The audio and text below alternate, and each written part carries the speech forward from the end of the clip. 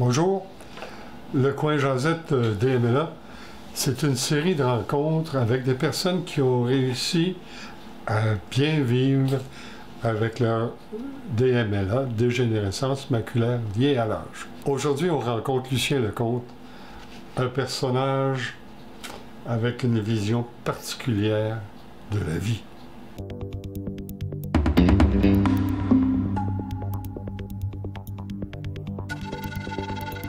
Ça fait quoi, à peu près 5 ans que j'ai découvert à un moment donné que j'avais la DMLA. Et je suis rendu avec une DMLA sèche dans les 2 yeux, mais humide dans l'œil droit. Et j'ai perdu le centre de la macula. La macula, je l'ai perdu dans mon œil droit. Si je te regarde, je vois ton visage. Moi, je vois pas ton visage, mais je vois tout alentour. Donc, c'est ça le résultat. Puis la gauche est parfaite. Je reçois des injections aux 8 semaines et ça m'aide beaucoup. J'ai un ophtalmologiste tout à fait extraordinaire qui s'appelle le Dr Lederer, qui fait partie de notre association d'ailleurs. Et je suis entre bonnes mains. Mais quand tu as appris que tu avais le DMLA, il s'est passé quoi dans ta tête?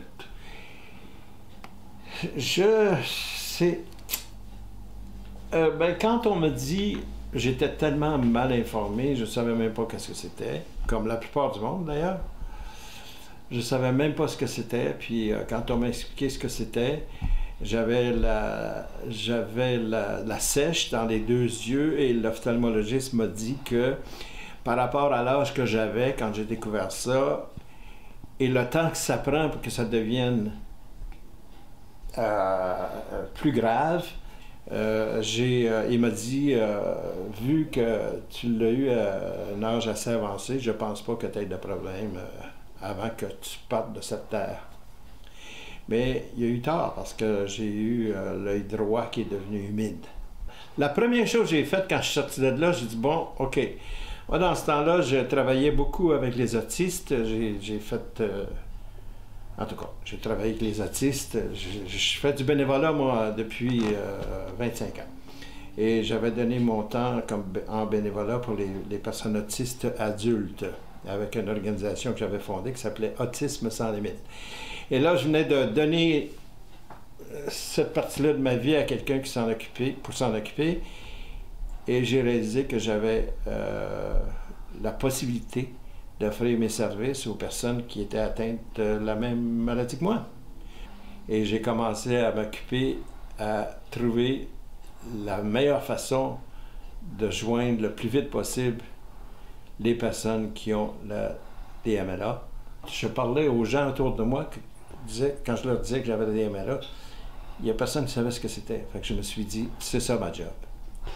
Moi, je vais répandre la connaissance de la maladie à travers le Québec. J'ai fondé un programme qui s'appelle Mieux vivre avec la DMLA. Puis là, j'ai ouvert les portes avec l'Association des ophtalmologistes du Québec. J'ai conçu une affiche, parce que je suis graphiste de métier, j'ai conçu une affiche et des dépliants qui vont être distribués partout dans le Québec, là où il y a des cabinets ou des cliniques d'ophtalmologie pour aider les gens à connaître nos services pour qu'on puisse les aider. C'est quoi le principal problème? Anxiété. C'est l'anxiété. C'est pas ça, c'est l'anxiété. C'est ils ont peur de devenir aveugles. Ils ont peur. Donc, tout est concentré sur la peur. Et ils arrêtent de faire toutes sortes de choses. Ils arrêtent de vivre, tu sais. C'est pour ça que je disais que quand j'ai fondé le programme, c'est mieux vivre avec la DMLA. Il faut se trouver comme ceux à qui on amène des grands changements dans leur vie. Là. Il faut qu'à un moment donné, tu te dises, bon ben OK, j'ai ça, qu'est-ce que je fais, puis comment je vis avec. Fait que c'est ça l'affaire. C'est l'anxiété. Les gens ont besoin de support moral, physique, etc., etc. Puis il faut qu'ils connaissent ce qui se passe, qu'ils savent quelle est l'évolution des solutions, etc. Donc, nous, on est là pour ça. Moi, je concentre ma vie, là, présentement, c'est de renseigner les gens pour les aider à se libérer de l'anxiété. Qu'est-ce qu'il faut faire pour se libérer de cette anxiété? Bien, première des choses, il faut quand même savoir quels sont les outils qu'on peut leur procurer, quelles sont les organisations qui peuvent les aider, aussi de se servir de médiums ou de médias, disons, qui sont là pour les aider dans le sens que il y a des magazines qui disent comment manger, comment bien manger, il y a des bonnes vitamines exprès pour ça, il y a des questions à poser à ceux qui sont des experts, et en plus de ça, il y a aussi le fait que il faut qu'ils se regardent dans le miroir et qu'ils disent « Bon, ben OK, je suis avec ça, il faut que j'en prenne le contrôle. » Et que je m'arrange pour être capable de vivre avec d'une façon la plus normale possible. Puis pour faire ça, ben, il faut que tu te renseignes. Si tu te renseignes, tu vas aller chercher un paquet de sources qui vont t'aider à vivre avec. On passe d'une étape à l'autre dans notre vie, puis on s'occupe de l'étape dans laquelle on est aujourd'hui. Puis on essaye de mettre derrière, puis de laisser derrière ce qui était à... La seule chose qu'on peut apporter aujourd'hui, c'est notre expérience du passé, mais il ne faut pas vivre avec l'expérience du passé, il faut vivre avec l'expérience d'aujourd'hui, puis amener des applications pour régler les cas qu'on a devant nous. Et puis ça, c'en est un, donc on vit avec, on s'arrange pour être heureux avec. Moi, je suis heureux. J'ai une vue à moitié bonne, mais je suis heureux quand même. Pourquoi? Parce que je me suis dit, ben, OK, j'ai la maladie, j'embarque dedans. Je suis monté dans la maladie en faisant partie avec l'Association québécoise de la dégénérescence maculaire.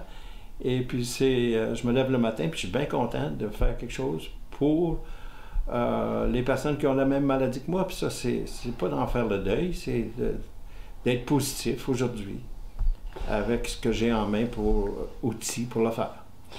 La plupart des gens sont désolés de ne plus pouvoir lire. Ouais. Qu'est-ce qu'on fait avec ça? On fait d'autres choses. Non, tu peux plus lire, tu peux plus lire. Qu'est-ce que je te dis? Non, mais... Je trouve ça sensationnel. Non, mais c'est positif, ça. Sans ça, si t'es pas positif, si tu pleures sur le fait que tu peux plus lire, puis que là, tu regardes ta bibliothèque, non. La première meilleure chose à faire, c'est débarrasse-toi de ta bibliothèque. Donne ta bibliothèque. T'appelles quelqu'un, dis viens chercher ma bibliothèque. J'en ai plus besoin. Hey, je te dis, t'es un drôle de moineau. Non, mais... Mais c'est la réalité. Hein? Je sais pas. J'espère que je décourage pas les gens en écoutant ça, mais ouais. Moi, il faut se réorienter. Il faut regarder les possibilités qu'on a. On a perdu quelque chose. On va chercher d'autres choses, puis on va le chercher. On ne s'apitoie pas sur ce qu'on a perdu. On se fie sur ce qui est possible d'aller chercher. On travaille là-dessus. Mais reste, Lucien, qu'il y a des choses bien organisées, comme les bibliothèques nationales. Ah, ben ça, OK. Des livres audio. Ouais, j'aurais dû répondre ça, oui, c'est vrai. Ça, c'est plus technique, tu as bien raison. C'est vrai. Il y a des... Ouais, c'est ça, mais c'est ça de découvrir, tu vois. Tu peux plus lire. Ta bibliothèque que tu avais dans la rue, c'est correct, mais tu peux la remplacer parce qu'il y a des choses comme ça. Mais si tu as déjà de l'information à travers la QDM, pas d'information à travers moi, mais avec la QDM, les membres et puis le système qu'on a de service, il va te le dire, ça. Tu peux aller chercher des bouquins à Bibliothèque nationale, auditifs, etc. Il y a aussi l'Institut national canadien des aveugles qui peut aider. L'INCA.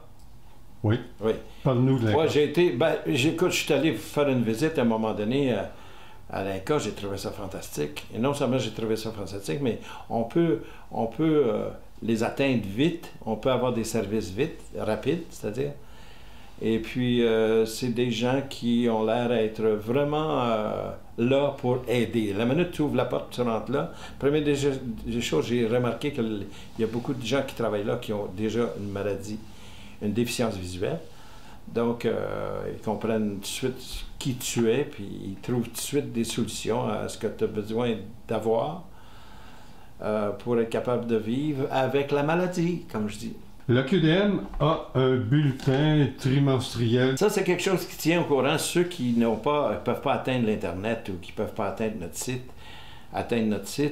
C'est un compte rendu de ce qui se passe, l'évolution dans notre maladie, l'évolution des services, l'évolution des solutions à venir, des encouragements.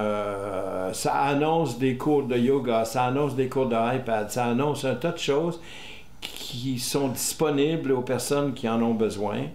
Et ça rejoint une grosse majorité de nos membres à travers la poste avec un bulletin, comme tu dis. Il faudrait quasiment avoir un journal qui sort une fois par mois. Moi, j'aurais un petit journal de 8 pages, genre tabloïd, là, une fois par mois, qui s'en va partout dans tous nos membres, et sur lequel tu peux acheter de la publicité. On pourrait aller chercher des sous à travers la publicité et puis payer le personnel qui pourrait le faire. Mais ça serait un journal pour nous. Il y a d'autres associations qui ont ce genre de publication-là. Loulou, t'es merveilleux. Je te dis, t'es un verbeux moteux d'un haut niveau. All right, wow, venant de toi, je suis pas mal... ouf. Tu veux-tu mon autographe?